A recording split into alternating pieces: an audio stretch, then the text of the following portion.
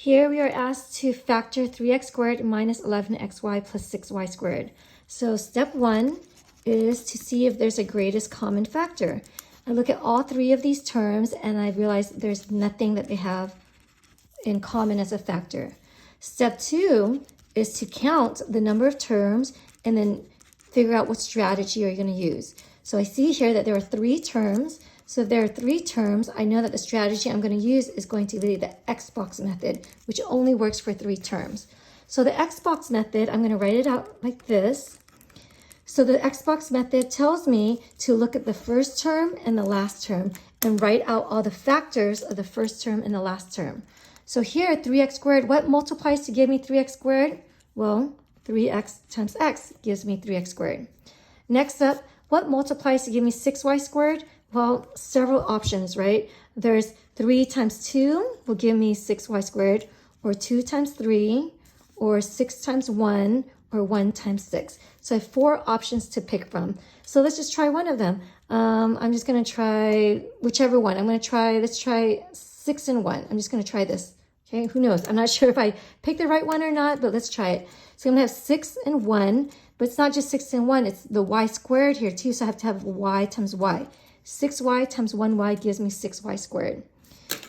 Next, I'm going to do the x part. So the x part tells me to cross multiply. 3x times 1y is 3xy.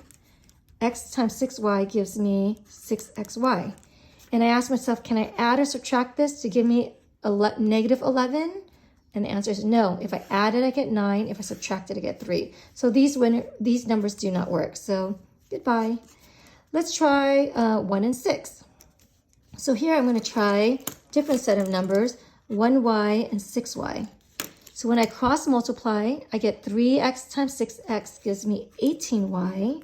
And then x times 1 gives me, x times 1y just gives me xy. Can I add or subtract this to give me 11? No, right? If I add it, I get 19. If I subtract it, I get 17. So these don't work either. Goodbye. Okay, so now let's try these numbers. So I'm running out of space here.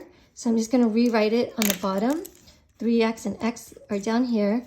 So let's try 2 and 3. Let's see if that works. I'm going to put 2y and 3y. It's because 2y times 3y gives me 6y squared. When I cross multiply, I get 3x times 3y gives me 9xy. X times 2y gives me 2xy. So can I add or subtract this to give me negative 11xy? I sure can. If I make them both negative, I do get negative 11xy. That makes me happy. So what do I need to do to get a negative 9 and a negative 2xy? I need to make these negatives, right? 3x times a negative 3y will give me negative 9xy. And x times a negative 2y will give me a negative 2xy. But I need to be careful. If I make these negatives, will they multiply to give me a positive 6y squared? And the answer is yes. I multiply these together, they still give me a positive 6y squared. So I know that these are my winner, winner, chicken dinner answers. So I box my answer. So that's where the box comes in. So when I write my answer, I'm going to write it out as 3x, write it horizontally, minus 2y, multiplied by x minus 3y. This is my final answer in terms of factoring. And of course, the last step is to check your work.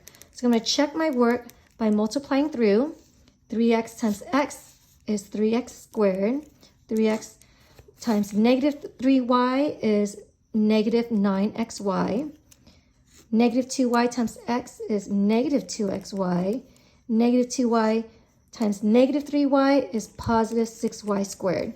And negative 9xy minus 2xy, if I combine those, I get negative 11xy since they're like terms. And what do you know? 3x squared minus 11xy plus 6y squared is exactly what we started off with. So therefore, I know that this is my final answer.